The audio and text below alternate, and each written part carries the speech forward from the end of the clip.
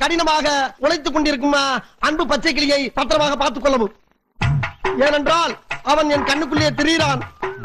அதுபோக அவன் மாடு மேய்க்கும் போது அவனுக்கு வெயிலில் நடக்க விடாமல் அவனுக்கு ஒரு புல்லட்டு வாங்கி கொடுத்து, பேண்ட் செட்டும் வாங்கி கொடுத்து, ஒரு தொப்பியும் வாங்கி கொடுத்து அவன் போட்டுக்காரியா அவனை அவனை அழகு பார்க்குமாறு மிக தாழ்மையுடன் கேட்டுக்கொள்கிறேன்.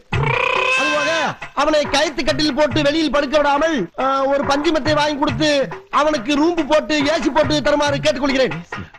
இவ்வளவும் போக ஒரு முக்கிய குறிப்பு, நமது குடும்பத்துக்காக கடினமாக உழைத்துக் கொண்டிருக்கும் அந்த ஒப்பற்ற ஜீவனை நாம் பத்திரமாக பார்த்துக் கொள்ள வேண்டும்.